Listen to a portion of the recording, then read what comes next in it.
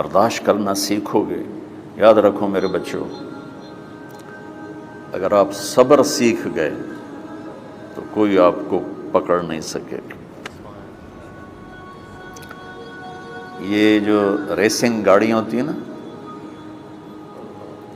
فراری اور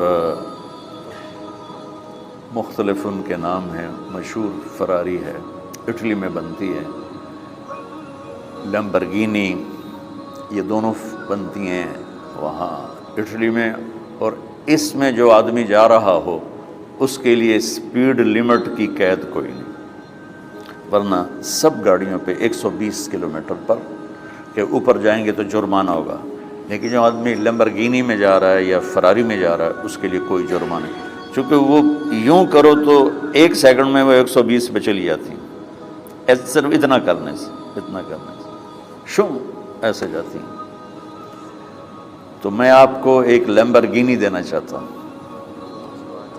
فراری 8 کروڑ کی ہے، فراری 8 کروڑ کی گاڑی ہے فراری۔ کئی دفعہ وہاں جب جاتا ہوں تو کوئی نہ کوئی بٹھا دیتا ہے، یہ آپ کو ذرا سیر کرائیں، وہ ہمارے کو تو شوق کی کوئی چیز ہے نہیں، وہ نوجوانوں کے شوق کی چیز ہے۔ تو 8 کروڑ کی گاڑی ہے، میں مفت آپ کو دے رہا ہوں، وہ ہے صبر۔ آخرت کے سفر میں اگر تیز چلنا چاہتے ہو تو سب سے آگے نکلنا چاہتے ہو تو صبر کی فراری پہ سوار ہو جاؤ، تمہیں کوئی پکڑ نہیں سکے گا، تمہارے کوئی قریب بھی نہیں آ سکے، کہ دنیا میں صبر کرنے والوں کا قحط آ گیا، بڑے بڑے علماء ہیں اخلاق سے خالی، بڑے بڑے علماء ہیں صبر جانتے ہی نہیں، اور پورا معاشرہ سر علماء، تم کل کے علماء ہو اس لیے علماء کی بات کر رہا ہوں، ورنہ پورا معاشرہ میرے بچوں صبر سے خالی ہے۔ تم سیکھو۔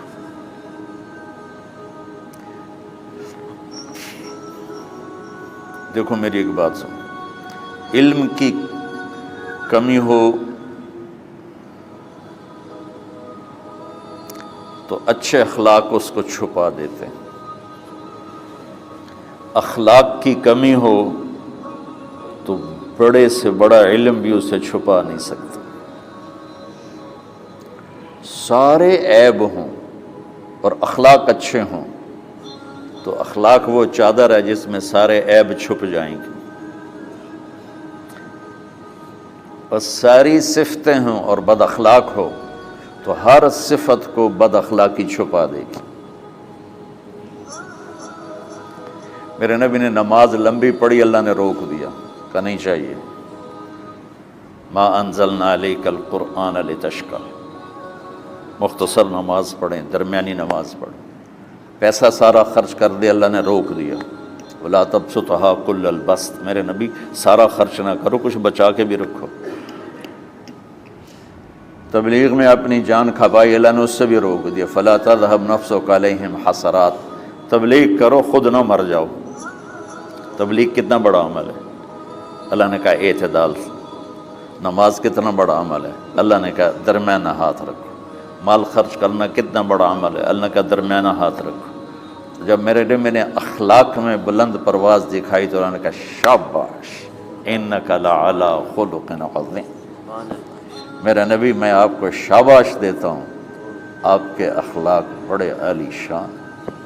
یہ نہیں کہا کہ اتنے بھی ذرا تھوڑا اکھ بھی کھائی کر کو کوڑا ہویا کر، تو تم مولوی بڑے غسیلے ہوتے ہو، تم میرے بچے بیٹھو نا اس لیے بات کر رہا ہوں، صبر نام کی شے ہی نہیں ہوتی۔ فقہ پڑھنا تو ہماری مت ماری جاتی، قرآن کو بھی فقہ کے انداز میں پڑھتے ہیں، حدیث کو بھی فقہ کے انداز میں پڑھتے ہیں۔ بخاری سے زیادہ امام بخاری پڑھاتے ہیں،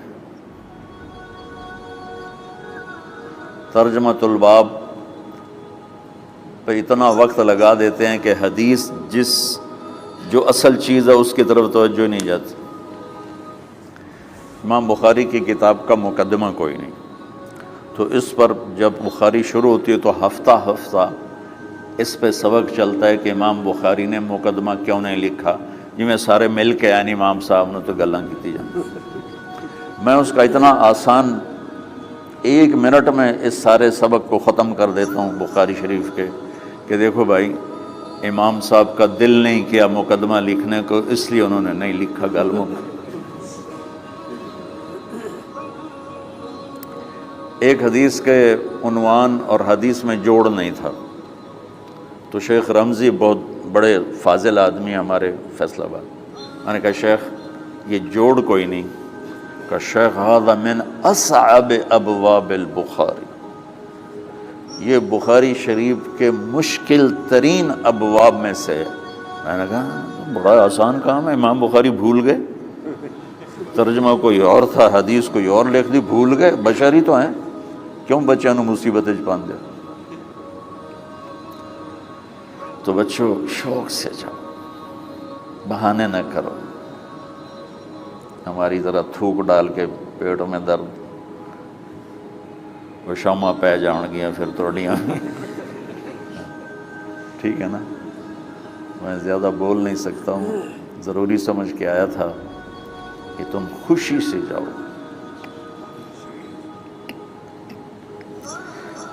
پھر اس میں جو ناگواری آئے گی اسے برداشت کرو گے تو پھر آپ کا صبر بڑھے گا۔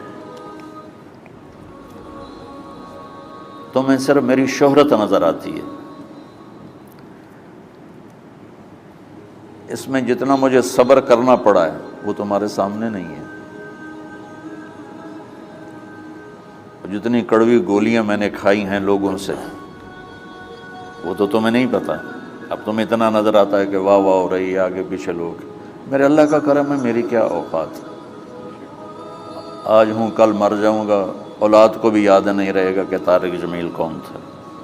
جو ہے اس میرے رب کا کرم ہے، مجھے اپنی شہرت سے کبھی دھوکہ نہیں لگا، تو میرے بچوں اس لیے بتا رہا ہوں، کوئی فخر نہیں، کہ مجھے اپنی شہرت سے کوئی دھوکہ نہیں، ایک لمحے کے لیے بھی مجھے دھوکہ نہیں، میرے دل کی گہرائیوں یہ بات اتری کہ سب میرے اللہ کا فضل ہے، اور برائی کرنے والا اور اچھائی کرنے والا میری نظر میں برابر ہو گیا ہے۔ برابر ہونے کا مطلب پہلے سمجھو، تو مجھے گالی دو گے مجھے تکلیف ہوگی، تو میری تعریف کرو گے مجھے خوشی ہوگی، اس کو برابری نہیں کہتے، وہ تو ایک طبعی چیز ہے۔ یہ میں نے ہاتھ پہ اپنا ہی ہاتھ مارا تو اس کو درد ہو رہا، تو اگر میں مولوی شوکت صاحب سے بدتمیزی سے بات کروں گا تو ان کو تکلیف ہوگی، اور میں ان کی قربانیاں بیان کروں گا، یہ ذرا کھڑے ہونا، ادھر ہاتھ دو، یہ اس سارے نقشے کے بانی ہیں، یہ پہلی اینٹ ہے، یہ 3000 روپے اس وقت لے رہے تھے 1985 میں 86 میں کراچی،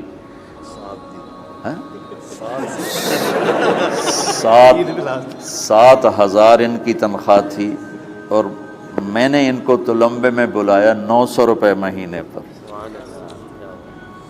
کتنا فرق ہے 7000 اور 900 کا؟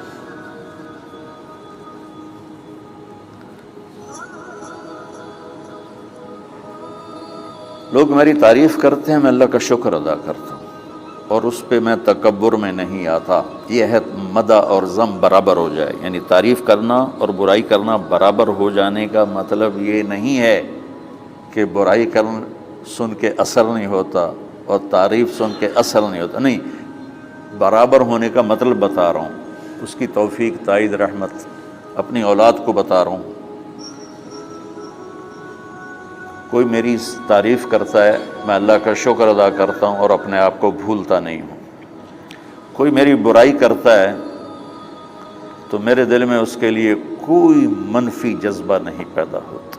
یہ ہے اچھائی برائی کو برابر کر دینا، کہ میرے اوپر مختلف الزام لگتے ہیں تو میں ان کو پی جاتا ہوں، اور اس طرح کا معاملہ کرنے والوں سے اپنے دل کو بالکل صاف رکھتا ہوں، بالکل صاف، اور میرا ان سے معاملہ اسی طرح ہوتا ہے جیسے پھر آؤ جی اپنی وجہ سے کبھی کسی سے قطع تعلق نہیں کرتا. تو بچوں، صبر بہت بڑی دولت، یہ تمہاری تبلیغی زندگی میں بھی کام آئے گی، علمی زندگی میں بھی کام آئے گا. جب تم گھر والے بنو گے، شادیاں ہوں گی، اس وقت یہ کام آئے گا. ٹھیک ہے؟ اب بہانہ تو نہیں کرو گے نا؟ خوشی سے جاؤ گے نا؟ چلو، السلام علیکم.